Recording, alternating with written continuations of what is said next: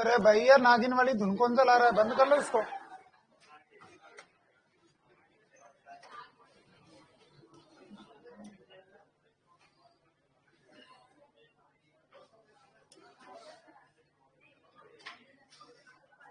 हाँ भाई लोगों, एक समस्या बता दी थी मैंने महाराणा कुंभा को लेकर। क्या चल रहा था? हमारा महाराणा कुंभा चल रहा था ना।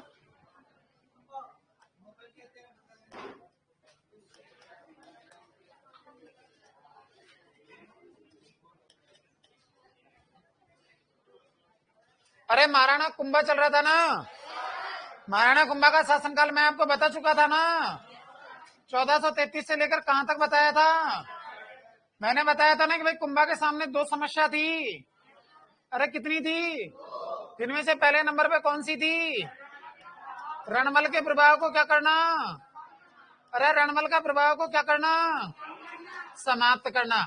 कमाल हो गया, पढ़े लिखे बोलो ना। खत्म करना, समाप्त। क्या करना? हाँ, अब देखो कितने सिंसियर लगे हो तुम। रणमल के प्रभाव को क्या करना बेटा?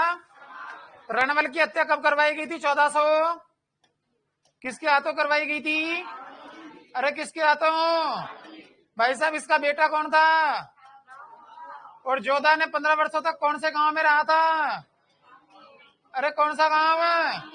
काउनी गांव कहां पड़ता है? कहां पर पड़ता है? इसके समकालीन राजस्थान के लोक देवता कौन से थे? अरे कौन थे? जोधा वापस शासक बनने से पहले कुंभा और जोधा के मध्य में संधि हुई थी, वो कौन सी थी? आवल बावल। कौन सी? और आवल बावल की संधि हुई थी, वो कौन सी सन में हुई थी? 1400। मुख्य केंद्र कौन सा था? अरे सोजत बोले तो। अरे कौन सा? मिडवेटर कौन था इसका? अरे कौन थी? अंसा भाई। ब्याह भी हो गयो, ठीक है भाई। बारात रात में जाएगा। चलो दूसरी समस्या क्या थी इसके सामने देखो। मोकल की हत्या का क्या लेना? अरे मोकल की हत्या का क्या लेना? बदला। मेरे मुन्ना कर्ज चुकाना, ठीक है ना। मोकल की हत्या का क्या लेना भाई? बदला लेना। बताया था मैंने। कुंभा के पिता कौन थे? अरे कुंभा का पिता कौन था? और मोकल की हत्या किन किन लोगों ने करी थी? चाचा और दिमाग खराब हो गया, उसका साथ देने वाला था मेहपा पवार। अरे मेहपा पवार नाम के आदमी ने इसका क्या दिया था मेरे भाई? क्या दिया था? कहते हैं कि चाचा और मेरा को रणमल ने हाथों हाथ कहां पर बुलाया? मेवाड़। अरे कहां पर है? और इनकी क्या करवा दी गई? क्या करवा दी गई? कहते हैं कि चाचा, चारा नहीं बेटा, चाचा। चाचा का पुत्र कौन था? इक्का। अरे कौन था? अरे कौन था? इक्का और मेहपा पवार दोनों के दोनों यहां से बकर के कहां चले गए? मांडू के शासक की शरण में। कौन सा शासक? और मांडू का शासक था उस जमाने में कौन है? महमूद खिलजी। कौन था भाई? महमूद खिलजी की शरण में चले गए। अरे बोलो, क्या बोल रहे हो? क्या चीज? मांडू मारवाड़ में? मालवा में?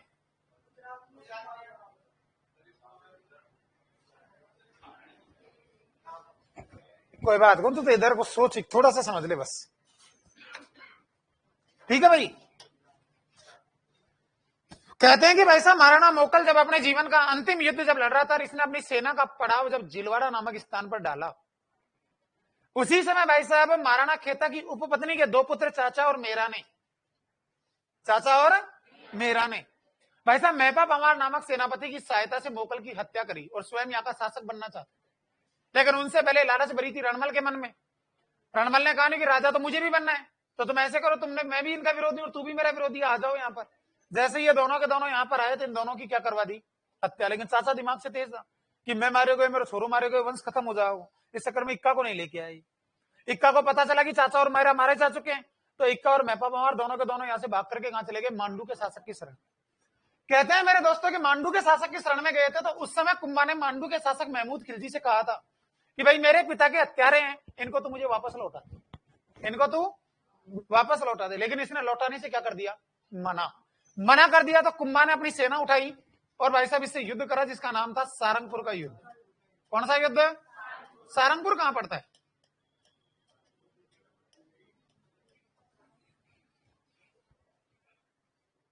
सारंगपुर कहां पड़ता है? ऑप्शन दे दो? यूपी, एमपी, गुजरात या राजस्थान?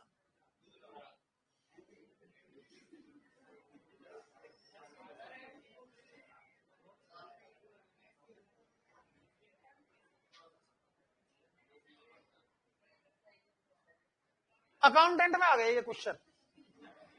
3 नंबर का आता है ना क्वेश्चन। पहला ही क्वेश्चन उठ के आ गया, सारंगपुर किस राज्य में स्थित है?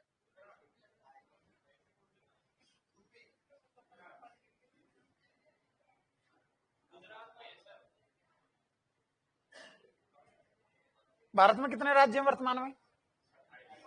28.5। ये कह रहा था 28। तो बोल दो यार, तुझे बता रहे भाई, भारत में कितने राज्य वर्तमान में? कन्फर्म 28 है। केंद्र शासित प्रदेश कितने फिर? ईमानदारी से बताओ, तुमने पढ़ाई छोड़ने के कितने साल बाद अकाउंटेंट की तैयारी शुरू करी है? ईमानदारी से ये बताओ मुझे।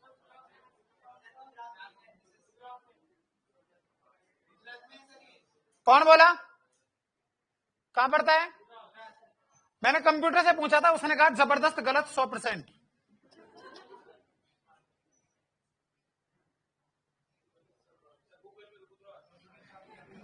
गूगल पे तो कहीं बता दी। हिंदुस्तान का भ्रमण कराया साहब 4 साल। कहते हैं ना कि चलते हुए रागीर से पूछा उसके पैर के छालों ने, कितनी दूर बसाली बस्ती दिल में रहने। वो वाली कहावत है साहब। हम गूगल को नहीं मानते जब हमने हमारी आंखों से देखा है। ध्यान रखना मेरे दोस्त कि सारंगपुर नाम का स्थान पड़ता है एमपी दाहोद के पास। क्या मतलब? एमपी दाऊद गुजरात में है? ये भी छोरे हंस रहे हैं बैठे बैठे। एमपी सारंगपुर नाम का स्थान पड़ता है एमपी में। ये युद्ध हुआ था मेरे दोस्तों 1437 में। कब हुआ था? बहुत प्यारी कहानी है। ये युद्ध हुआ था एक तो महमूद खिलजी के मध्य। किसके मध्य? अरे किसके मध्य? महमूद। और भाई साहब दूसरा इसका समकालीन था कौन? कुंभा, कुतुबुद्दीन। तेरे हाथ जोड़ू पंडित जी महाराज, जग दे दे, बच्चे कंफ्यूज हो जाएंगे। महमूद खिलजी और किसके मध्य हुआ बेटा? कहते हैं कि भाई साहब इस युद्ध के अंदर कुंभा ने जब महमूद खिलजी को पराजित करा, और कुंभा इस युद्ध में क्या हुआ? अरे क्या हुआ? तो हाथों हाथ भाई साहब इसने महमूद खिलजी को क्या बनाया और बंदी बनाकर अपने साथ कहां लेके आ गया? राजस्थान। कहां लेके आ गया? और राजस्थान में लाकर इसे कुछ समय के लिए कहां पर रखा? गागरोन दुर्ग में। और गागरोन दुर्ग में इसे बंदी बनाकर रखा गया कितने माह तक? 6 माह तक। कितने माह तक? तो सारंगपुर के युद्ध में पराजित होने वाले महमूद खिलजी को कुंभा ने बंदी बनाकर कौन से दुर्ग में रखा भाई? गागरोन के दुर्ग कहां पर स्थित है? झालावाड़ के अंदर। कहां पर स्थित है मेरे भाई?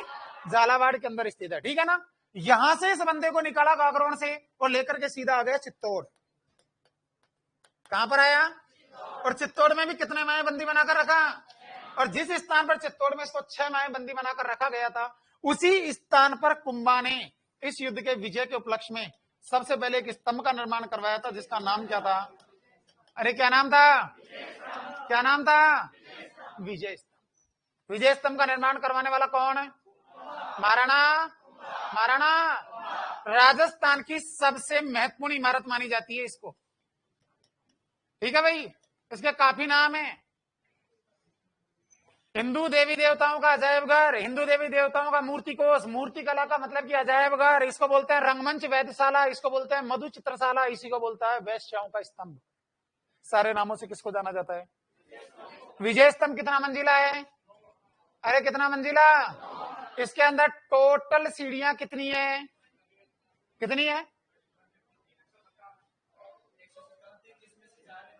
मैंने पूछा है विजय स्तंभ के अंदर टोटल सीढ़ियां कितनी है? 157। वर्तमान में कितनी है? 153। क्योंकि इसकी 4 सीढ़ियां टूट चुकी है, इसको बनने में टोटल कितने लाख रुपए का खर्चा हुआ? 90 लाख रुपए का। कितने लाख रुपए का? टोटल ऊंचाई कितनी है इसकी? 122 फीट। हाइट तो भगवान सौगन मीटर भी कमजोर पड़ गया। 110, 122 फीट ऊंचा है। कितना है भाई? 122 फीट ऊंची इमारत है। ठीक है भाई। इसमें से एकमात्र ऐसी मंजिल है, 8वीं मंजिल, जिसके ऊपर किसी देवी देवता का कोई चित्र का अंकन नहीं है। जबकि इसकी तीसरी मंजिल है। कौन सी मंजिल है? तीसरी मंजिल। उसके ऊपर अरबी भाषा में क्या लिखा हुआ है? अल्लाह। क्या लिखा हुआ है? इसलिए इसे हिंदू मुस्लिम एकता का भी क्या माना जाता है? प्रतीक माना जाता है। क्या माना जाता है भाई? हिंदू मुस्लिम एकता का भी क्या मानते हैं इसको? प्रतीक माना जाता है। एकमात्र भारत की ऐसी इमारत है ये, जिसके अंदर और बाहर दोनों तरफ चित्रकला का आवरण है। क्योंकि ज्यादातर हमारे चित्र मिलते हैं वो अंदर मिलते हैं, ये एकमात्र ऐसी है जिसके अंदर और बाहर दोनों आवरणों पर क्या है? मूर्ति कला लगी हुई है। ठीक है ना। एक बात और याद रखना कि इसकी 9वीं मंजिल थी, वो आकाशीय बिजली गिरने के कारण क्या हो गई थी? ध्वस्त हो गई। जिसका पुनः निर्माण करवाने वाला कौन था? महाराणा स्वरूप सिंह। कौन था भाई? महाराणा स्वरूप सिंह। ये वाली चीज तो हम अलग से पढ़ाएंगे स्थापत्य कला के अंदर। महमूद खिलजी को यहां से रिहा करने से पहले, कहते हैं कुंभा ने खुद ने कहा था अपनी किताब के अंदर कि भाई साहब इसने महमूद खिलजी को रिहा करने से पहले इसने इसके बेटे को अपने पास क्या रखा था? गिरवी रखा था। महमूद खिलजी जैसे ही यहां से गया, जाने के बाद में ये बंदा पहुंचता है कहां पर? मांडू। और मांडू में जाने के बाद इसने 6 वर्ष बाद, कितने वर्ष बाद? 6 वर्ष बाद इसने वापस आक्रमण करा था। किसके ऊपर? कुंभा पर। और कुंभा पर आक्रमण हुआ था, वो हुआ था 1443 में। कौन से दुर्ग के ऊपर? कुंभलगढ़ दुर्ग पर। कौन सा दुर्ग पर? और कुंभलगढ़ दुर्ग पर जब आक्रमण करा तो ये जीत तो नहीं पाया कुंभा से, लेकिन इसने कुंभलगढ़ दुर्ग के अंदर एक देवी थी जिसका नाम था बाण माता। कौन सी माता? बाण माता के मंदिर को इसने क्या कर दिया? ध्वस्त। और इसकी मूर्तियों के टुकड़े यहां से अपने साथ मांडू ले गया, जिनमें से इसने कुछ टुकड़े कसाई जाति के लोगों को मांस तोलने के लिए दे दिया। इसे जीत नहीं पाया। कहते हैं कि इसी के समकालीन एक शासक और था नागौर का, शम्स का। कौन था भाई? शम्स का था। वो कुंभा की सहायता से नागौर का शासक बना था। कब? 1453 में। 1453 में कुंभा ने शर्त रखी थी कि ठीक है मैं तुझे शासक बना रहा हूं, लेकिन नागौर दुर्ग की मरम्मत नहीं करवाएगा और ना ही तू परिकोटे का निर्माण करवाएगा। शम्स खान ने सोचा राजा बन गया, कौन रोकने वाला है। 1456 में इस बंदे ने क्या कर दिया भाई साहब? निर्माण कार्य शुरू कर दिया। किसका? नागौर दुर्ग का। कुंभा नाराज हुआ और कुंभा ने शम्स खान के ऊपर आक्रमण करा, शम्स खान को पराजित करा और नागौर को जीत गिरा। और नागौर के अंदर जो मस्जिद बनी हुई थी, उस मस्जिद में कुंभा ने क्या लगा दी? आग। क्या लगा दी भाई? इधर को शम्स खान नाराज हुआ और ये सीधा बकर के कहा गया गुजरात। और उस समय गुजरात का शासक था कुतुबुद्दीन। कौन था भाई? अरे कौन था? कौन था रे? कुतुबुद्दीन से जाकर इसने हाथ मिला दिया। भाई तू भी मुसलमान, मैं भी मुसलमान, दोनों भाई भाई, छोड़ना नहीं है कुंभा को। अब भाईचारे की भावना जाग जाए जब छोड़ते थोड़ी है। दोनों के दोनों तैयार हुए आक्रमण करने के लिए। कुंभा पाए, दोनों पराजित हो गए। दोनों को क्या कर दिया? पहले तो दुश्मन था इसका कौन? खिलजी। अब दुश्मन हो गया कौन? शम्स का। तीसरा दुश्मन कौन बन गया इसका? अब कुतुबुद्दीन भी भाई साहब, मैं भी हार को तेरा चक्कर में मैं भी जाऊंगा आक्रमण करवा। कुतुबुद्दीन जब कुंभा के ऊपर आक्रमण करने आ रहा था तो उस समय महमूद खिलजी का सेनापति था ताज खां। कौन था भाई? ताज खां नामक सेनापति की मध्यस्थता से कुतुबुद्दीन और महमूद खिलजी के मध्य एक संधि हुई थी, जिसका नाम क्या था? चंपानेर की संधि। चंपानेर की संधि में यह डिसीजन लिया गया था कि अगर अपन दोनों के दोनों मिलकर अगर कुंभा को पराजित करते हैं तो आधा मेवाड़ तेरा और आधा मेवाड़ मेरा। ठीक है भाई। दोनों ने भाई साहब संयुक्त रूप से आक्रमण करा। एक ने करा कुंभलगढ़ पे, एक ने करा भीलवाड़ा पे। ठीक है। कुंभलगढ़ वाला भी पराजित और भीलवाड़ा वाला भी पराजित। भीलवाड़ा में हराया था इसने किसको? बदनौर नामक स्थान पर महमूद खिलजी को। और महमूद खिलजी को हराने के बाद बदनौर में इसने एक मंदिर का निर्माण करवाया था, जिसका नाम क्या था? कुशाल माता। कौन सी माता? कुशाल माता के मंदिर का निर्माण किस शासक को पराजित करने के उपलक्ष्य में करवाया? महमूद खिलजी। महमूद खिलजी कहां का शासक? मांडू का शासक। मांडू के शासक महमूद खिलजी और गुजरात के शासक कुतुबुद्दीन के मध्य कुंभा को पराजित करने के लिए कौन सी संधि हुई? चंपानेर की संधि की मध्यस्थता करने वाला कौन था? कुतुबुद्दीन ने किस शासक से मिलकर भाई साहब इसके ऊपर आक्रमण करा था? शम्स का कहां का शासक था? नागौर का। कहां का शासक था? नागौर। ठीक है भाई। लेकिन इसी का ही बेटा हुआ था कौन? उदा। उदा ने भाई साहब राजा बनने के चक्कर में इसकी क्या कर दी? हत्या। कहते हैं कि भाई साहब कुंभलगढ़ दुर्ग के अंदर एक शिवलिंग बना हुआ है। जब अपन खड़े होते हैं ना, खड़े होकर पानी चढ़ाए, जब भी इतना ऊपर हाथ कर डालना पड़े जब जार चढ़े जाए, ऐसा कहते थे कि कुंभा बैठा बैठा उस दुर्ग में, मतलब बैठ जाता था ना तो बैठा बैठा यूं शिवलिंग पे पानी चढ़ाता था, इतनी हाइट थी कुंभा की। अब मैं थोड़ी कह रहा हूं ये बात, वो बताते हैं, मेरा तो कोई रोल ही नहीं है, मैं तो मानता ही नहीं हूं। मैं तो हाईएस्ट हाइट वाला बंदा इसको मानता हूं बस। तेरे को नहीं बता रहा, मैं उसको बता रहा हूं जो क्लास में चलते ही अलग दिखता है बंदा, ठीक है ना भाई। ऐसा कहते हैं पहले के लोगों की हाइट बहुत अच्छी थी। अपन देखो काफी बार जब ये लंबी हाइट वाला लड़का मिलता है तो आप मोटरसाइकिल पे बैठे बैठे बोनो महसूस करा था, कौन यार अपनी तो हाइट कहीं, वो वाला सिस्टम है कि नहीं। तो वो वाला सिस्टम था। तो देख लो बेटा एक बार फटाफट, फिर इसके बाद में बताएंगे कि इसकी दूसरी सबसे बड़ी समस्या थी वो कौन सी थी। वो थी मोकल की हत्या का बदला लेना। मोकल का बेटा कौन हुआ था? कुंभा की हत्या किस किसने करी, किससे मिलकर के करी थी? मैपा पमार और चाचा का बेटा कौन, दोनों के दोनों प्राण बचाकर यहां से कहां भागे? मांडू का शासक कौन था? महमूद खिलजी से जब कुंभा ने अपने पिता के हत्यारों की मांग करी तो इसको लौटाने से क्या कर दिया? इसलिए कुंभा और महमूद खिलजी के मध्य कौन सा युद्ध हुआ? सारंगपुर नाम का स्थान कहां पड़ता है? कब हुआ था मेरे भाई? कौन जीता था इसमें? कुंभा ने युद्ध जीतने के उपलक्ष्य में कौन सी इमारत बनवाई थी? विजय स्तंभ कितना मंजिला है? टोटल सीढ़ियां कितनी है? 157। वर्तमान में कितनी है? कुल लागत कितनी लगी? हाइट कितनी है? इसकी 8वीं मंजिल पर किसी देवी देवता का कोई चित्र मौजूद है? इसके तीसरी मंजिल पर कौन सा शब्द लिखा हुआ है? इसकी 9वीं मंजिल क्या हो गई थी? इसका पुनः निर्माण किसने करवाया? महाराणा स्वरूप सिंह ने। ठीक है भाई। कुंभा ने इसको पराजित करने के बाद कौन से दुर्ग में रखा? गागरण दुर्ग में कितने महीने रहा? उसके बाद में इसको लेकर कहां आया? वहां पर भी कितने महीने रखा? 6 महीने। जिस स्थान पर रखा था वहां पर कौन सी इमारत बनाई? कहते हैं कि भाई साहब महमूद खिलजी को रिहा करने के लिए उसके पुत्र को कुंभा ने अपने पास क्या रखा था? गिरवी। कुंभा ने भाई साहब अपनी पराजय का, कुंभा से अपनी पराजय का बदला लेने के लिए महमूद खिलजी ने कितने वर्ष बाद? 6 वर्ष बाद। कब? 1443 में। किसके ऊपर आक्रमण करा और कौन से मंदिर को ध्वस्त कर दिया? बाण माता के मंदिर को ध्वस्त कर दिया। इसके समकालीन नागौर का शासक कौन था? शम्सका के ऊपर आक्रमण कब किया गया? 1456 में। और शम्सका को भी इसने क्या कर दिया? पराजित। शम्सका ने संधि किसके साथ करी? गुजरात के शासक कुतुबुद्दीन और शम्सका ने जब कुंभा पे आक्रमण करा तो इन दोनों को भी कुंभा ने क्या कर दिया? इसके बाद में कुंभा को पराजित करने के लिए कुतुबुद्दीन और महमूद खिलजी के मध्य कौन सी संधि हुई? चंपानेर की संधि करवाने वाला कौन था? इसको भी इन दोनों को क्या कर दिया कुंभा ने? पराजित। और महमूद खिलजी को जिस स्थान पर पराजित करा था उसी स्थान पर कौन सा मंदिर बनवाया? बाण माता। कौन सा माता? कुशाल माता। कौन सी माता? कुशाल माता का मंदिर कहां पर है? बदनौर भीलवाड़ा। कहां पर है भाई? बदनौर भीलवाड़ा। और भाई साहब सन 1468 ईस्वी में इसके पुत्र उदा ने इसकी क्या कर दी? हत्या। क्या कर दी भाई? इतना सा मैटर है। इसके बाद में इसकी स्थापत्य कला, महल, मंदिर, साहित्य, इसके दरबारी विद्वान, इसके वास्तुकार, ये सारी चीजें अलग से करवाएंगे। लिखवाना शुरू कर दूं? लिखवाना शुरू कर दूं? आप पीछे वाले भाई ओके। तो सेकंड नंबर की समस्या में लिखो। नंबर 2 समस्या, मोकल की हत्या का बदला लेना। लिख लिया भाई? अंडरलाइन करके लिखना है उसी तरीके से जैसे रायमल में लिखवाया था मैंने, ठीक है ना। एक एक लाइन से लिखो अंडरलाइन करके। कुंभा का पिता,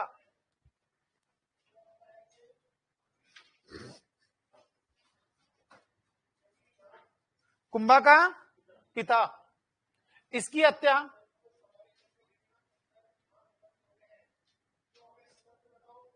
खेता की उपपत्नी के 2 पुत्र, खेता की उपपत्नी के 2 पुत्र, अरे किसकी भाई? खेता की उपपत्नी के 2 पुत्र चाचा और मेरा ने, चाचा और मेरा ने महपा पवार, अरे कौन सा? महपा पवार नामक सेनापति की सहायता से मिलकर खेता की उपपत्नी के 2 पुत्र चाचा और मेरा ने महपा पवार नामक सेनापति की सहायता से, सेनापति की सहायता से हत्या की। लिख लिया बेटा? कर दी हत्या। नीचे की लाइन से लिखोगी चाचा का पुत्र इक्का और महपा पवार, चाचा के पुत्र इक्का और महपा पवार, चाचा के पुत्र इक्का और महपा पवार मांडू के शासक, कहां के शासक बेटा? मांडू के शासक महमूद खिलजी की शरण में चले गए।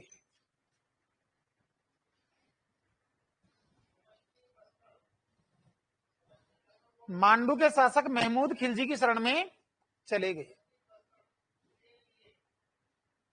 चला गया खिलजी की शरण में, लिख लिया भाई। अब इसमें बताने की जरूरत नहीं, इनसे मांगा जब इसने लौटाने से क्या कर दिया, मना। इस चक्कर में इन दोनों के बीच में क्या हुआ, युद्ध। तो लिखो बेटा सारंगपुर का युद्ध,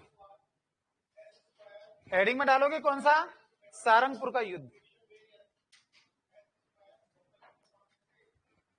सारंगपुर का युद्ध सन 1437 37। राज्य एमपी, मध्य संघर्ष महमूद खिलजी और कुंभा, महमूद खिलजी और कुंभा। परिणाम कुंभा विजयी।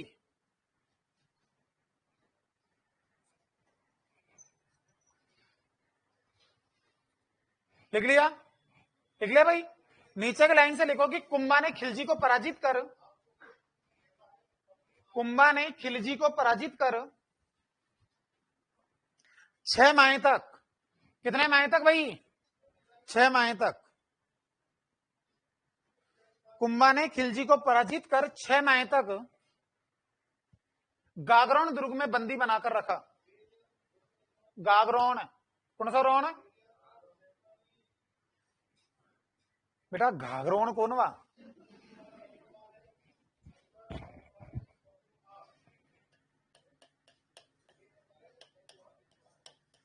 बेचारे इंग्लिश मीडियम वालों के साथ समस्या है, मैं समझ सकता हूं आपकी प्रॉब्लम। या तो शुक्र मानो कि ऐसे ऐसे शब्दों को तुम ऐसे ऐसे लिखते हो, अगर मैं थोड़ा टफ शब्द बोल रहा हूं क्या लिख गिरो तुम। गागरोन दुर्ग में बंदी बनाकर रखा। इंग्लिश मीडियम के बच्चे कौन कौन से हैं बेटा, ये सारे इंग्लिश मीडियम हो गया। हिंदी मीडियम में समझ में तो आता है ना, खैनी तो समझ में आती होगी, खैनी भी समझ में कौन है, मतलब खैनी भी इंग्लिश में बोलूं। Once upon the time is Kumbha made a dynasty king, ऐसे ये कौन सा राज हो गया भाई, ऐसा कुछ नहीं होता बेटा। खैनी तो हिंदी में समझ में आ जाती है ना, बस खैनी समझ में आ गई फिर तुम लिख लेवा करो, लिख ले भाई।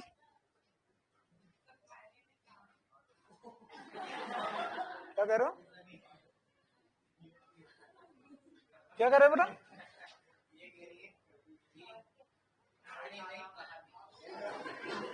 नहीं हमारा तो दादी बचपन से खैनी खवाओ जी, कहानी तो खाएगी नहीं।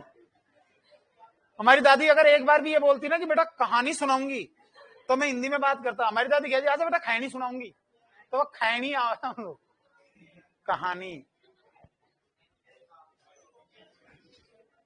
लेकिन भाई गागरोन दुर्ग में क्या रखा कर, क्या रखा भाई, बंदी बनाकर रख। एक लाइन और लिखो बेटा, इस युद्ध के विजय के उपलक्ष्य में कुंभा ने, इस युद्ध के विजय के उपलक्ष्य में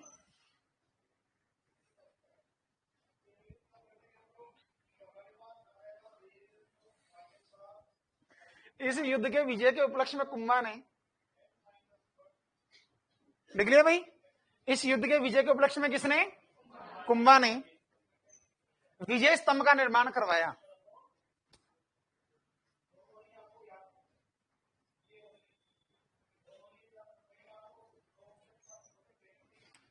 बस इतना ही नाम लिखना है, विजय स्तंभ, बाकी डिटेल आगे करवाएंगे इसकी, ठीक है। विजय स्तंभ का क्या करवा दिया, निर्माण। क्या स्थापत्य कला में लिखाएंगे इनको, ये बच्चे वैसे बेचारे कंफ्यूज हैं, लिख लिया बेटा। अब इसके बाद में एक लाइन और लिखो कि कुंभा ने खिलजी को यहां से रिहा करने के लिए,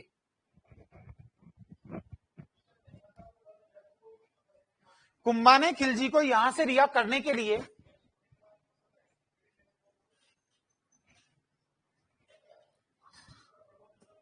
उसके पुत्र को,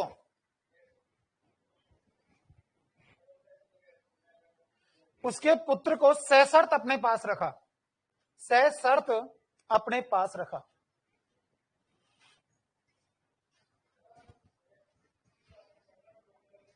सशर्त अपने पास रखा, रख दिया भाई सशर्त अपने पास, ठीक है। एक लाइन है वो लिखो।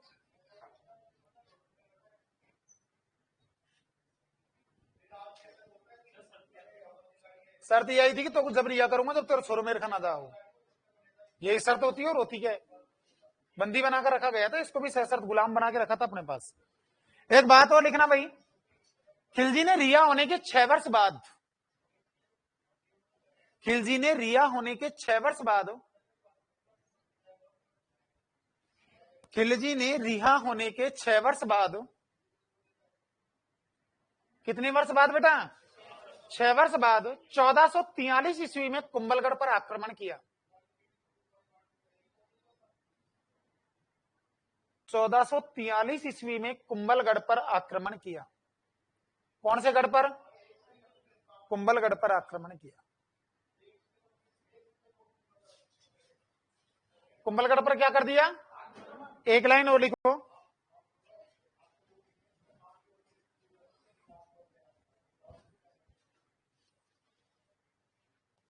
बाण माता के मंदिर को ध्वस्त किया।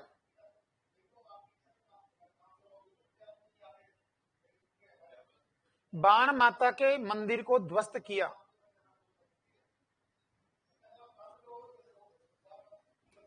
बाण माता के मंदिर को क्या किया? ध्वस्त किया। और इसकी मूर्ति के टुकड़े अपने साथ मांडू ले गया। और इसकी मूर्ति के टुकड़े अपने साथ कहां ले गया भाई? मांडू ले गया।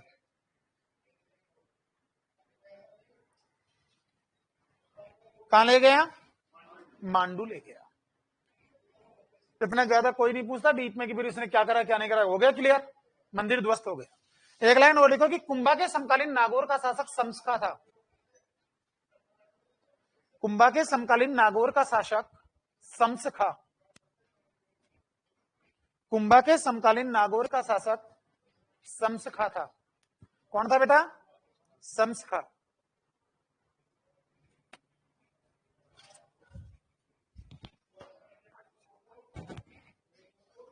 कौन था भाई? शम्सखा था। क्लियर हो गया? एक लाइन और लिखना इसमें,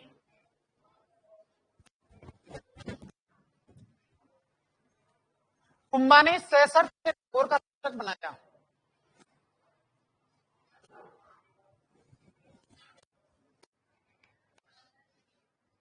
कुंभा ने इसे सशर्त नागौर का शासक बनाया।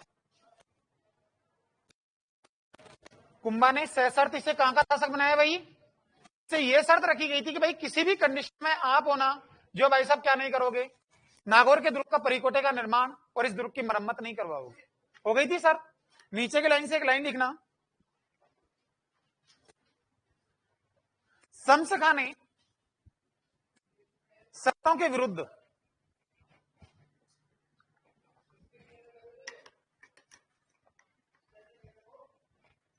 शम्सखा ने शर्तों के विरुद्ध जब नागौर दुर्ग के परिकोटे का निर्माण करवाया,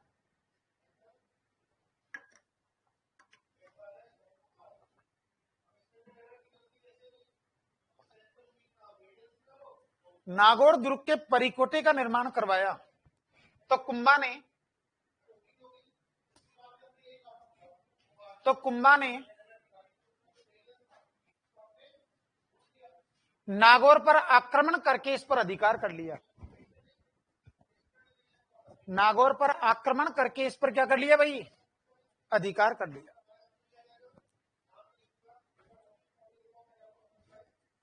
नागौर पर आक्रमण करके इस पर क्या कर लिया भाई? अधिकार कर लिया।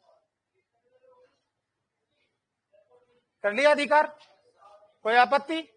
अब यहां से शम्सखा साहब नाराज होकर कहां भाग जाता है? गुजरात। और गुजरात का शासक कौन था उस समय?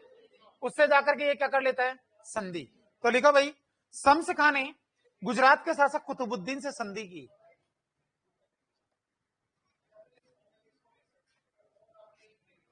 शम्सखा ने गुजरात के शासक कुतुबुद्दीन से संधि की।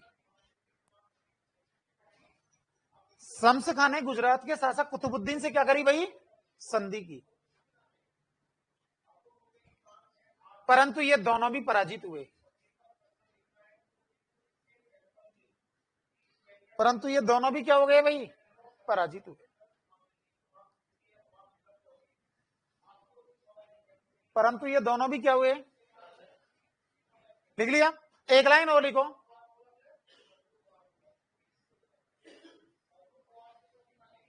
ताज खां नामक सेनापति की सहायता से, ताज खां नामक सेनापति की सहायता से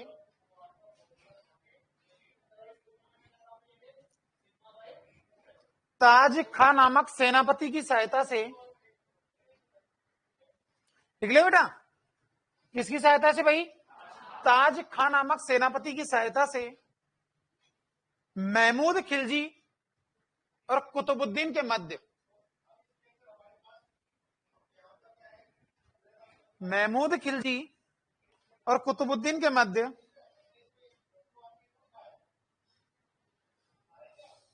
महमूद खिलजी और कुतुबुद्दीन के मध्य चंपानेर की संधि हुई।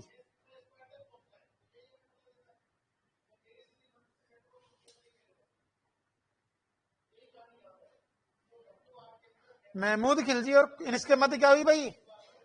चंपानेर की संधि हुई। एक लाइन और लिखना, इस संधि के बाद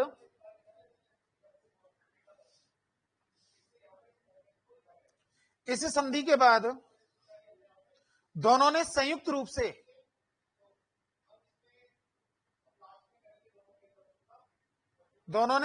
रूप से मेवाड़ पर आक्रमण किया।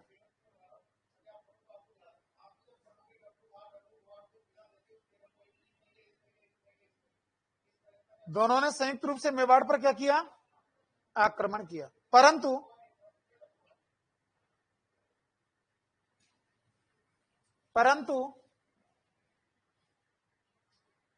दोनों पराजित हुए, क्योंकि कुतुबुद्दीन था, उसने करा था कुंभलगढ़ पर, वो पराजित हुआ। ये जा रहा था चित्तौड़, तो इससे युद्ध लड़ा गया था कहां पर? बदनौर भीलवाड़ा में, यहां पर ये पराजित हुआ। ठीक है ना, दोनों पराजित हुए। नोट में एक लाइन लिखना, भीलवाड़ा के बदनौर नामक स्थान पर, भीलवाड़ा के बदनौर नामक स्थान पर महमूद खिलजी को पराजित करने के उपलक्ष्य में,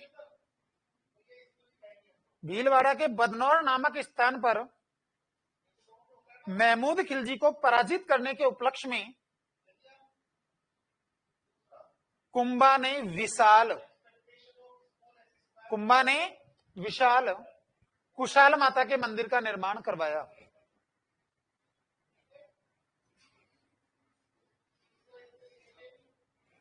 विशाल कुशाल माता के मंदिर का निर्माण करवाया। कुशाल माता का मंदिर कहाँ है? बदनौर भीलवाड़ा। एक क्वेश्चन आता है काफी बार मेरे भाई कि महाराणा कुंभा के द्वारा एक सबसे प्रसिद्ध मंदिर बनवाया गया था, कुंभा श्याम मंदिर। आता है ना कुंभ श्याम मंदिर या कुंभा श्याम मंदिर। कुंभ श्याम मंदिरों का निर्माण महाराणा कुंभा के द्वारा कितने स्थानों पर करवाया गया?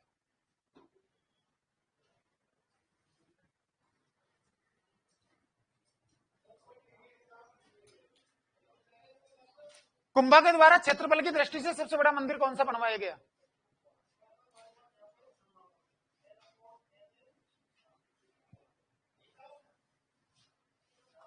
कोई नहीं, तैयारी अभी पुअर है तुम्हारी। चलो मैं बताता हूँ, ये पूरी डिटेल से ही चलेंगे सारे मैटर। लिख लिया बेटा कुशाल माता का मंदिर।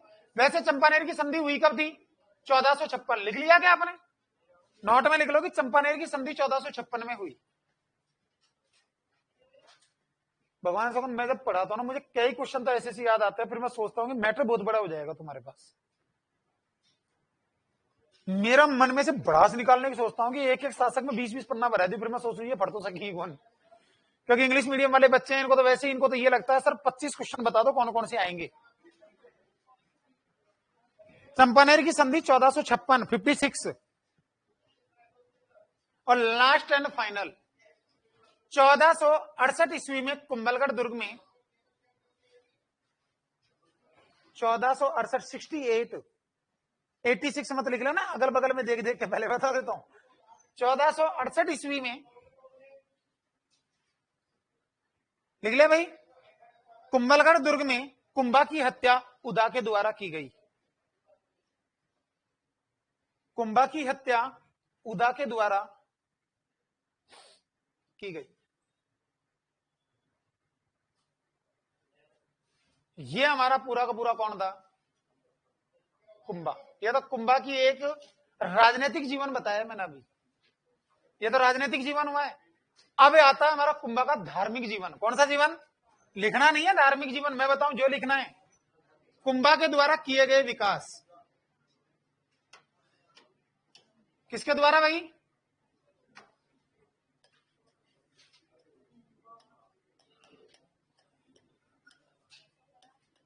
कुंभा के विकास।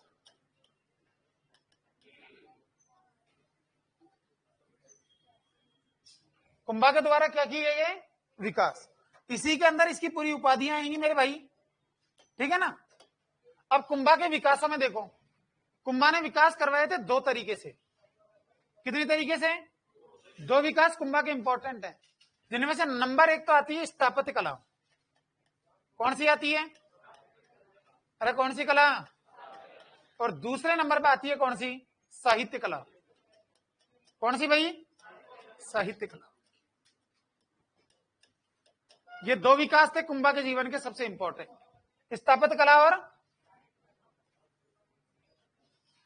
ठीक है भाई। अगर हम बात करी जाए तो कुंभा के बारे में याद रखना, स्थापत्य कला का जनक क्या हो,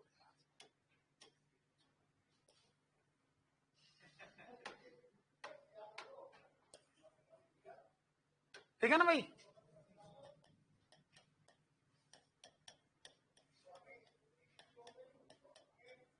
स्थापत्य कला का क्या कहा जाता है इसको? अरे क्या कहा जाता है? जनक कहा जाता है, ठीक है भाई। स्थापत्य कला का अर्थ क्या होता है? भवन निर्माण कला। कौन सी कला? भवन निर्माण कला। भारत में सबसे पहले स्थापत्य कला की शुरुआत किसके समय हुई? क्या?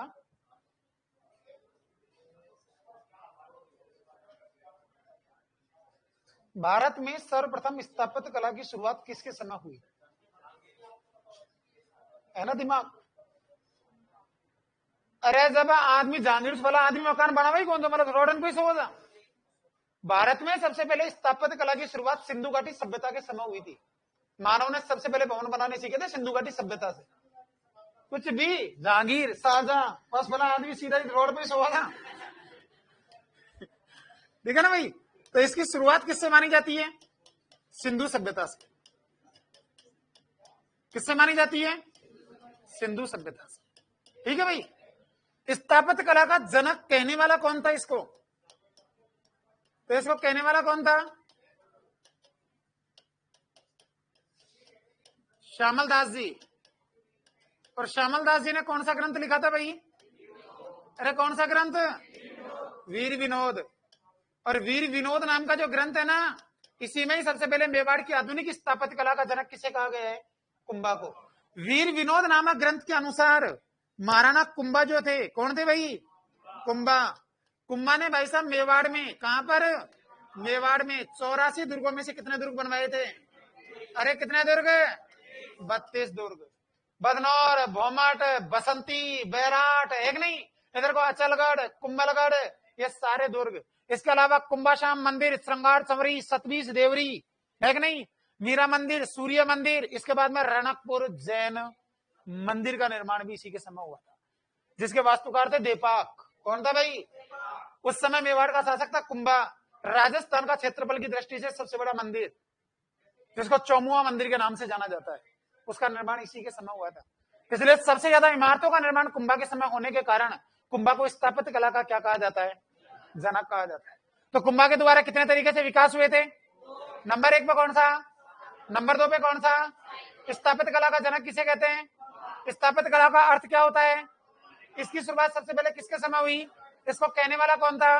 श्यामल दास जी का ग्रंथ कौन सा? वीर विनोद के अनुसार कुंभा ने मेवाड़ के अंदर कितने दुर्गों में से कितने दुर्ग बनवाए थे? 32 दुर्ग। मेवाड़ में आधुनिक स्थापत्य कला का जनक कुंभा। भारत में आधुनिक स्थापत्य कला का जनक था हमारा कौन है? चंद्रगुप्त द्वितीय, जिसको बोलते हैं महाराजा विक्रमादित्य। वही महाराजा विक्रमादित्य जिसके दरबार में अकबर से पहले नवरत्न रहा करते थे। अरे वही महाराजा विक्रमादित्य जिसके दरबार में आर्यभट्ट, सुश्रुतु, वरायमीर, कालिदास, है कि नहीं, धनवंतरी, ये जो मेन व्यक्ति थे हमारे, वो सब उसी के दरबार की शोभा हुआ करते थे। आर्यभट्ट 23 साल की उम्र में सूर्य सिद्धांत नाम का ग्रंथ, उसने ही बताया था कि भाई साहब ब्रह्मांड का मेन केंद्र वो सूर्य है, सूर्य के चारों ओर अन्य ग्रह चक्कर लगाते हैं, पृथ्वी से सूर्य के बीच की दूरी, मौसम का बनना और बिगड़ना, वातावरण का गर्म होना और ठंडा होना, दिन और रात का बनना, ये सारी चीज उसने बताई थी। और तो और छोड़ो, तुम्हारे मैथ का सबसे इंपॉर्टेंट ज्ञान, पाई का मान देने वाला भी वही था, 22/7, जिसको पॉइंटों में बताया था उसने। दशमलव प्रणाली का विकास भी आर्यभट्ट ने करा था। ये वही गणितज्ञ था जिसकी याद में सबसे पहले भारत सरकार के द्वारा 1975 के अंदर अंतरिक्ष में सबसे पहले एक सैटेलाइट स्थापित की गई थी, जिसका नाम रखा गया था क्या? आर्यभट्ट। कौन सा? और भारत के अंदर बनाया जाने वाला पहला खगोलीय कंप्यूटर था, उसका नाम भी क्या था? आर्यभट्ट, जिसको सन 2010 में नासा को बेचा गया था, जो भारत की एक सबसे बड़ी भूल साबित हुई है। उसी के दम पे तो नासा ने पूरा, भाई साहब, मंगल ग्रह की सबसे पहले खोज करने वाला, मंगल ग्रह पे जीवन संभव है या नहीं इसकी जानकारी देने वाला आर्यभट्ट ही है। ठीक है ना? जो अब भारत सरकार कह रही है हमको वापिस दे दो, वापिस कहां दे दे, हमने तो ले लिया पीसा। गलत है भाई। इसीलिए कहते हैं बेटा, क्रोध में और डर में किया जाने वाला निर्णय हमेशा इंसान के लिए नुकसानदायक होता है। क्रोध और भय में लिया जाने वाला डिसीजन हमेशा क्या होता है? नुकसानदायक। इसलिए शांत वातावरण में सोचो। सूर्या तो ऐसी गहराई से देख रही है जैसे पूरा डिसीजन सामने लेंगे। कोई बात नहीं बेटा, इसको उतारो, फिर इसके बारे में एक एक इमारत लेंगे हम, यहां तक ही उतारना है इसको ना। ऐसे डायग्राम बनाओगे तो यार इसमें लफड़ा हो जाएगा। आप ऐसे करो, सीधा लिख लो कुंभा के विकास, और कुंभा के विकास में लिख लो कि कुंभा ने 2 प्रकार से विकास करवाए। ऐसे डायग्राम मत बनाओ, ये तो मैंने बताया समझाने के लिए।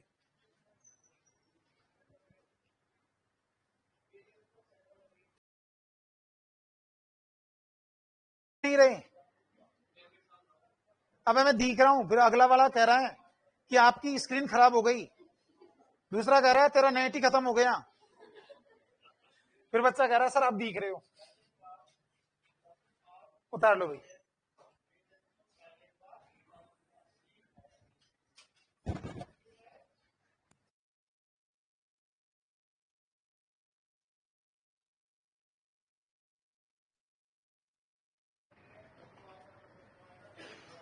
लिख लिया बेटा?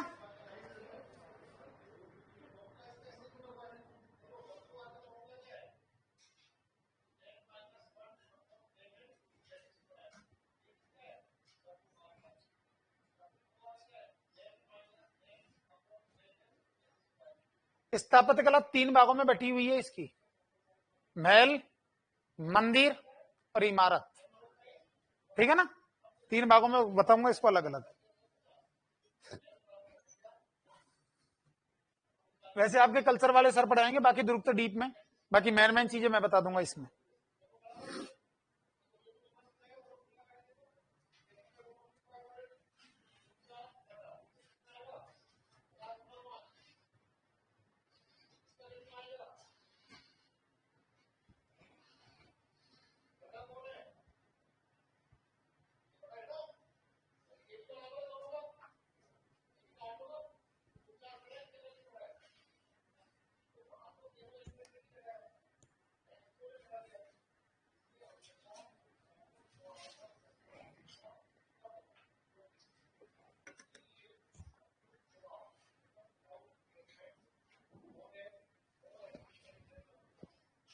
लिख लिया क्या?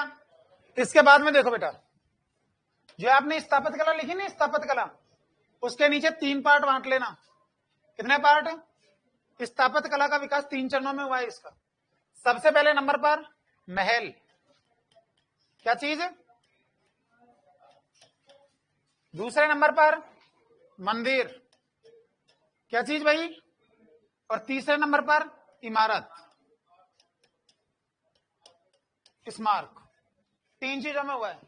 अगर हम बात करें महल और दुर्गों को लेकर के, तो इसके द्वारा बनाया गया सबसे इंपॉर्टेंट दुर्ग था, उसका नाम था पहले नंबर पे कौन सा? कुंभलगढ़। कौन सा गढ़? अरे कौन सा गढ़ है? कुंभलगढ़ दुर्ग। कुम्मंदे की याद में महाराणा कुंभा ने अपनी पत्नी कुम्मंदे की याद में सबसे पहले राजसमंद के अंदर इस दुर्ग का निर्माण करवाया था, जिसका नाम था कुंभलगढ़ दुर्ग। कुंभलगढ़ दुर्ग को कुम्मन पीर, कुंभलगढ़, कुंभलदे आदि नामों से जाना जाता है। इसको बोलते हैं मेवाड़ के राजाओं की संकटकालीन राजधानी या मेवाड़ के राजाओं की शरण स्थली। कहते हैं मेरे दोस्तों कि कुंभलगढ़ दुर्ग का जो वास्तुकार था, उस वास्तुकार का नाम था मंडन। क्या नाम था भाई? मंडन की देखरेख में इस दुर्ग का निर्माण किसके द्वारा करवाया गया? कुंभा के द्वारा। कुंभा ने इस दुर्ग की सुरक्षा करने के लिए इसके चारों ओर भाई साहब क्या बनवाया था? एक परिकोटा। क्या बनवाया था भाई? परिकोटा, जिसकी लंबाई है कितनी? 36.8 किलोमीटर। कितनी है? 36.8 किलोमीटर, लगभग 37 किलोमीटर के समथिंग। ठीक है ना? ज्यादातर एग्जाम में सेकंड ग्रेड 12 दिसंबर सन 2012 को एग्जाम में आया था आरपीएससी सेकंड ग्रेड के अंदर कि कुंभलगढ़ दुर्ग के परिकोटे की लंबाई क्या है। जयपुर के सारे टीचरों ने हिस्ट्री पढ़ा के दी, लेकिन कुंभलगढ़ दुर्ग के परिकोटे की लंबाई का पता नहीं चला। उस समय विज्ञान में पढ़ाते थे चौहान सर, करंट वाले, कल्चर वाले, उन्होंने बताया था कुंभलगढ़ दुर्ग की परिकोटे की लंबाई 36 किलोमीटर। सुरन टॉयलेट में जार बात करी साहब, यह क्वेश्चन आया गलत है भाई। आज तो इसको बताने लग गए, सबसे पहले बताते हैं बेटा कुंभलगढ़ दुर्ग की परिकोटे की लंबाई। इसी के अंदर बताया जाता है कि अंतरिक्ष के अंदर से, अगर अंतरिक्ष में से देखे तो चीन की महान दीवार के बाद अगर पृथ्वी की सबसे सुरक्षित अगर कोई चीज नजर आती है तो वो आता है क्या? कुंभलगढ़ दुर्ग का परिकोटा। ये इतना चौड़ा बताते हैं कि इसके ऊपर एक साथ 8 घोड़े बराबर से दौड़ सकते हैं। कितने घोड़े? 8 घोड़े बराबर से चल सकते हैं, ऐसा बताया जाता है इस दुर्ग की परिकोटे के बारे में। कहते हैं कि ये जो दुर्ग है वो आपकी एक चट्टान पर बना हुआ है। किस पर बना हुआ है? चट्टान के ऊपर बना हुआ है। यह दुर्ग इतनी ज्यादा बुलंदियों पर स्थित है मेरे दोस्त कि अबुल फजल ने इस दुर्ग की प्रशंसा करते हुए कहा था कि अगर कोई भी व्यक्ति अगर इस दुर्ग को नीचे से ऊपर की ओर देखे तो इसके सिर पर रखी हुई पगड़ी भी जमीन पे गिर जाए। कौन से दुर्ग के बारे में कहा? कौन से दुर्ग के बारे में कहा? गलत बात, 100% गलत। आई ना बात समझ में? आई ना बात समझ में? कौन से दुर्ग के बारे में कहा? कुंभलगढ़ के बारे में नहीं कहा था। ये कहा था कटारगढ़, क्योंकि कुंभलगढ़ दुर्ग के अंदर एक लघु दुर्ग और है जहां पर कुंभा और उसकी पत्नी रहते थे, उसका नाम था कटारगढ़। क्या नाम था? और कटारगढ़ दुर्ग को कहा जाता है मेवाड़ की, अरे मेवाड़ की, और मेवाड़ की। और इसके अंदर भी एक छोटा महल था, बादल महल, उसमें ये खास तौर पर रहते थे, और उसमें भी कमरा नंबर 24 था जिसमें प्रताप का जन्म हुआ था। ठीक है भाई। कुंभलगढ़ दुर्ग के कटारगढ़ के बादल महल की जूनी कचहरी के कमरा नंबर 24 में प्रताप का जन्म हुआ। तो एक तो प्रताप का जन्म कहां हुआ था? कुंभलगढ़ दुर्ग के अंदर। कहानी सुन लेना। नंबर 2, जब भाई साहब बनवीर कुंवर पृथ्वीराज का अनौरस पुत्र, जिसको बोलते हैं दासी पुत्र, महाराजा विक्रमादित्य की हत्या करने के बाद मेवाड़ का राजा बनने के लिए जब ये उदय सिंह को मारने के लिए चित्तौड़ पहुंचा तो उस समय पन्नादय ने अपने पुत्र चंदन सिंह की बलि देकर इसको बचाया था। ठीक है। उस समय एक व्यक्ति था आशा देवपुरा, कुंभलगढ़ दुर्ग का पहरेदार या किलेदार बोलते थे, उसने इस बंदे का लालन पालन करा था। उदय सिंह का वो कौन से दुर्ग में करा? कुंभलगढ़ दुर्ग के अंदर। तो यहां पर हुआ था एक तो प्रताप का जन्म, उदय सिंह का लालन पालन, 2 काम। नंबर 3, रायमल का बड़ा पुत्र कुंवर पृथ्वीराज, कुंवर पृथ्वीराज का जन्म भी कौन से दुर्ग के अंदर हुआ था? कुंभलगढ़ दुर्ग के अंदर, जिसको अपन बोलते हैं उड़ना राजकुमार। क्या बोलते हैं? उड़ना राजकुमार। इसकी छतरी भी कहां पर है? कुंभलगढ़ दुर्ग के अंदर। नंबर 4, उदय सिंह का राज्याभिषेक, उदय सिंह का राज्याभिषेक कहां हुआ? कुंभलगढ़ दुर्ग के अंदर। नंबर 5, प्रताप का दूसरा राज्याभिषेक कहां हुआ? कुंभलगढ़ दुर्ग के अंदर। और कुंभलगढ़ कुंभा ने क्या बनाई थी? अपनी राजधानी। ये 6 चीजें कुंभलगढ़ दुर्ग की याद रखनी। कुंभलगढ़ दुर्ग कहां है? राजसमंद के अंदर। कुंभलगढ़ दुर्ग का वास्तुकार कौन था? किसने निर्माण करवाया? परिकोटे की लंबाई कितनी है? इसके अंदर स्थित छोटा लघु दुर्ग उसको क्या बोलते हैं? कटारगढ़ को क्या कहा जाता है? मेवाड़ किया। कटारगढ़ के अंदर स्थित बादल महल के अंदर किसका जन्म हुआ? प्रताप का। उदय सिंह का लालन पालन कौन से दुर्ग में हुआ? यहीं पर। भाई साहब कुंवर पृथ्वीराज का जन्म कहां पर हुआ? कुंभलगढ़ दुर्ग में। उड़ना राजकुमार की 12 खंभों की छतरी कहां पर है? कुंभलगढ़ दुर्ग में। उदय सिंह का राज्याभिषेक भी कहां हुआ? कुंभलगढ़ दुर्ग में। प्रताप ने अपनी राजधानी किसे बनाई? मैंने कहा कुंवर पृथ्वीराज को बता दो, कुंभलगढ़ दुर्ग में। ये 7 चीज तो इसकी क्या रखनी है? या बाकी इसको यूनेस्को में भी शामिल कर लिया गया है। ये सारी चीजें आपको जब कल्चर वाले सर पढ़ाएंगे ना, कब इसके ऊपर डाक टिकट जारी हुआ, एक बार इस पर डाक टिकट भी लगाया गया था। यूनेस्को में इसको कब शामिल किया गया, यूनेस्को में शामिल करने के लिए इसकी कौन सी चीज को रखा गया, ये सारी चीजें आपको पॉलिटी वो आएंगे ना आपके कल्चर वाले सर, वो डिटेल से समझा देंगे। मेरा जो काम है वो आपको दुर्गों का नाम लिखा दूं और कुछ दुर्ग है महत्वपूर्ण जिनको मैं आपको समझा देता हूँ और उनको लिखा भी देता हूँ। मैं जो मेन चीज है वो सारी बता देता हूँ। तो हेडिंग में लिखो नंबर 1 पे दुर्ग और महल को लेकर, महल और दुर्ग में नंबर 1 पे लिखो कुंभलगढ़ दुर्ग। 5 ही लाइन लिखा रहा हूं जो काम की है बस, बाकी वो सर पढ़ा देंगे। कुंभलगढ़ दुर्ग में लिखना है सबसे पहले जिला राजसमंद। कुंभलगढ़ दुर्ग में ब्रैकेट में लिख लेना जिला राजसमंद। अरे चलो एक बात याद आ गई, राजसमंद में एक मैदान और पड़ता है ना, कौन सा पड़ता है वो? हल्दी घाटी पड़ता है ना। अरे 18 जून 21 जून 1576 को महाराणा प्रताप और मानसिंह के मध्य युद्ध हुआ था हल्दी घाटी का। हल्दी घाटी का जो मिट्टी का रंग है वो कैसा है?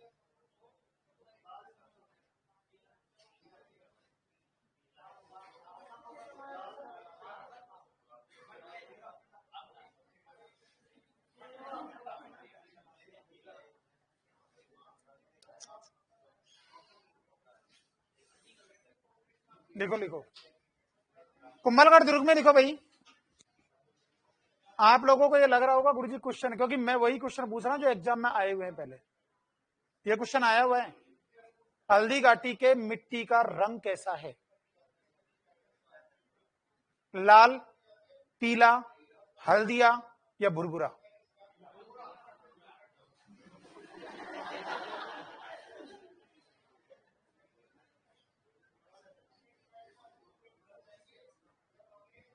लिखो बेटा, जिला कौन सा लिख लिया? राजसमंद। तुम यार रेस्पॉन्स ही नहीं देते, जवाब देने के मेरा मन नहीं करता। मैं काफी बार तो मैंने तो ऑप्शन भी बता दिया आपको। क्या चारों ऑप्शन दे दिए इन्होंने तो। अपने जो आरपीएससी ने आंसर माना था वो तो माना था हल्दिया रंग, कि भाई हल्दी जैसे रंग का होने के कारण इसको हल्दिया, हल्दी घाटी के नाम से जाना जाता है। ठीक है, लेकिन हमारी राजस्थान सरकार के कुछ बड़े बड़े विशिष्ट प्रोफेसर, ठीक है, एम शंकर जैसे लोगों ने इस बात को गलत ठहरा दी कि सब हल्दी घाटी की मिट्टी का रंग हल्दिया है ही नहीं, उस मिट्टी का रंग है लाल। उसने कहा था कि लाल रंग अगर इस मिट्टी का है तो फिर इसका नाम हल्दी घाटी क्यों पड़ा? एक क्वेश्चन तो दोनों ही निकलेंगे। भाई आरपीएससी ने माना कि भाई हल्दिया रंग की मिट्टी है इसलिए हल्दी घाटी कहते हैं। हमारे यहाँ पर यूजीसी के लोगों ने कह दिया, जो पुरातत्व विभाग का, कि भाई मिट्टी का रंग लाल है, तो लोगों ने क्वेश्चन उठा के खड़ा कर दिया कि सब हल्दी घाटी क्यों कहते हैं। तो यहाँ के बड़े बड़े लोगों का आजकल तो कह रही इस क्वेश्चन पर रोक लगा दी। 2014 में लास्ट बार पूछा गया था इसको आरएस में। उस समय इसमें यह लिखाया गया था कि भाई जब हल्दी घाटी का युद्ध हुआ था तो राजा वो हुआ था जून के महीने में। कब हुआ था? जून के महीने में। और जून के महीने से पहले हमारे आती है कौन सी? आका तीज। तो आका तीज को ज्यादातर राजस्थान में क्या होता है? विवाहों का आयोजन होता है। और विवाह से पहले एक हमारे यहाँ राजस्थान में रस्म आती है, कौन सी? उबटन। लगाते हैं हल्दी की रस्म है, हल्दयात पूजा। तो वो कह रहे थे कि भाई लोगों का हल्दी का रंग भी नहीं उतरा था। उससे पहले राजस्थान के जितने भी युवा थे मेवाड़ के, वो हल्दी घाटी के युद्ध में प्रताप की तरफ से लड़ने के लिए गए और वहीं पर वीर गति को प्राप्त हो गए, इसलिए इसको बोलते हैं हल्दी घाटी। मिट्टी का रंग है, पहले माना गया था वो हल्दी का था, लेकिन वर्तमान में अगर आ जाए ना हल्दी घाटी का मिट्टी का रंग कैसा है तो क्या लगाओगे? तू बुरबुरा मत लगा दीजिए रे, बुरबुरा पतोस। देख ले, धीरज कुमार लिख रहे हैं कि हल्दी के वृक्ष होने के कारण बोलते हैं कई, तो हल्दी के वृक्ष होते हैं क्या? जिला कौन सा लिख दिया? राजसमंद। इसके बाद में लिखो बेटा, वास्तुकार मंडन। वास्तुकार कौन था? निर्माणकर्ता कुंभा। स्मृति कुम्मंदे। हाँ बेटा, स्मृति, उससे पहले का तो मुझे ही पता नहीं। निर्माणकर्ता कुंभा, उससे भी पहले का वास्तुकार मंडन, उससे पहले का मत पूछना, राजसमंद आएगा वो। ठीक है ना भाई? कुम्मंदे वो लिख लो बेटा, आगे लिख लो ब्रैकेट में वाइफ, पत्नी, सॉरी वाइफ लिख रखा है, मैं भी चुप लगी। कुम्मंदे के आगे ब्रैकेट में लिख लेना पत्नी, पत्नी की याद में बनवाया था इसको। लिखो मैडम, पत्नी। बेटा वास्तुकार में लिखना है मंडन, निर्माणकर्ता कुंभा, स्मृति कुंभन दे, ब्रैकेट में लिख लेना पत्नी। एक मिनट और रुको, आलवी स्पीड बड़ी स्लो थारी भाई। स्मृति किसकी स्मृति में बनाया गया बेटा? इसके बाद में लिखो परिकोटे की लंबाई,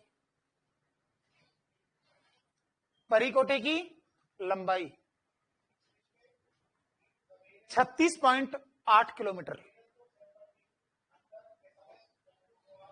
ब्रैकेट में लिख लेना लगभग 36-37 किलोमीटर की समथिंग, लगभग 37 किलोमीटर। ज्यादातर किताबों में पॉइंटों को हटा देते हैं, 36 ही बताते हैं इसका। इसके बाद में लिखो उपनाम कि भाई इस ध्रुव के उपनाम क्या क्या है। नंबर 1, मेवाड़ के राजाओं की संकटकालीन राजधानी। मेवाड़ के राजाओं की संकटकालीन राजधानी।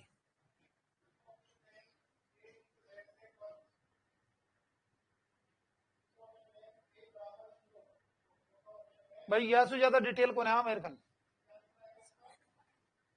लिख लिया भाई। राजस्थान के राजाओं की संकटकालीन क्या। नंबर 2, मेवाड़ के शासकों की शरण स्थली।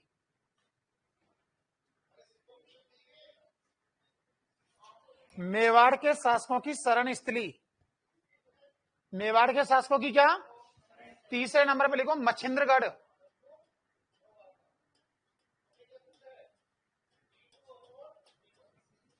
तीसरा नाम क्या था इसका, मच्छिंद्रगढ़।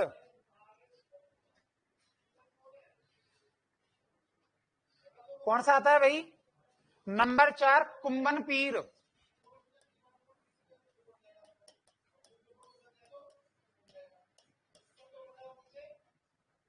नंबर 5, मेवाड़ की आंख। ब्रैकेट में लिख लेना कटारगढ़। किसको कहा जाता है, कटारगढ़ को।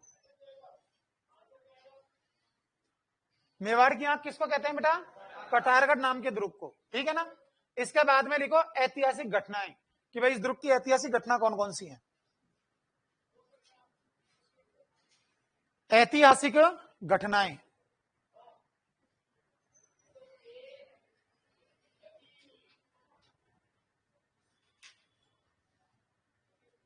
ऐतिहासिक घटनाओं में नंबर 1 पे लिखो प्रताप का जन्म।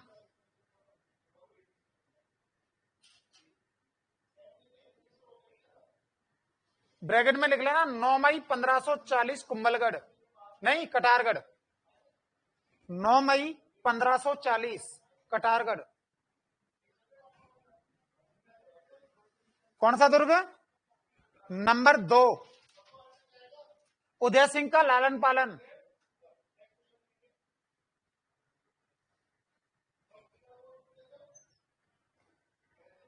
उदय सिंह का क्या हुआ भाई, लालन पालन। लिख लिया बेटा। नंबर 3,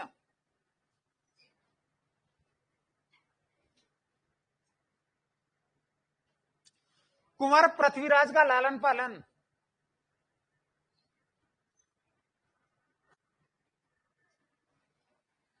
कुंवर पृथ्वीराज का लालन पालन। कुंवर पृथ्वीराज को अंडरलाइन करना बेटा, और इसमें लिखना उपनाम उड़ना राजकुमार। यह ख्वाबों में रहता था, ज्यादातर सपने देखा करता था। किसके नहीं, राजा बनने के। उड़ना राजकुमार लिख लिया। इसके बाद में लिखो बेटा छतरी, यहीं पर इसकी छतरी भी है। छतरी में लिखो 12 खंबे। कुंवर पृथ्वीराज की छतरी। कुंवर पृथ्वीराज में लिखना है, छतरी भी इसकी यहीं पर कुंभलगढ़ में। ब्रैकेट में लिख लेना 12 खंभों की छतरी। कितने खंभों की। यह था राणा सांगा का बड़ा भाई, रायमल का बड़ा पुत्र, जिसको जहर देकर मारा गया था सिरोही के शासक जगमाल के कहने पर, उसकी बहन आनंदीबाई के द्वारा। इसको और इसकी पत्नी थी ताराबाई, दोनों को जहर दिलवाया था उसने। लिख लिया भाई। नंबर 4, उदय सिंह का राज्याभिषेक। उदय सिंह का क्या हुआ इसमें, राज्याभिषेक। नंबर 5, प्रताप की राजधानी और प्रताप का द्वितीय राज्याभिषेक। प्रताप की राजधानी और प्रताप का द्वितीय राज्याभिषेक कौन से दुर्ग में हुआ था भाई, इसी दुर्ग में।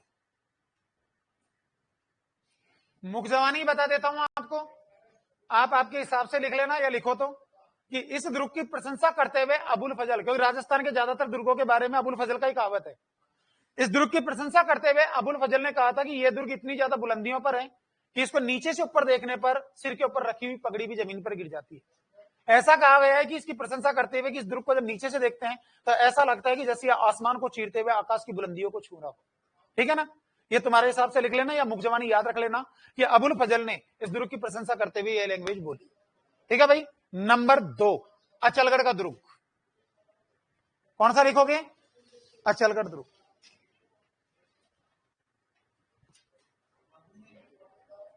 अचलगढ़ दुर्ग ब्रैकेट में लिख लेना सिरोही। कहां पर है भाई? सिरोही। इसका निर्माण नहीं करवाया था इसने, इसकी मरम्मत करवाई थी। इसका निर्माण हो गया था परमार वंशीय राजाओं के द्वारा। अचलगढ़ दुर्ग कहां पर? सिरोही।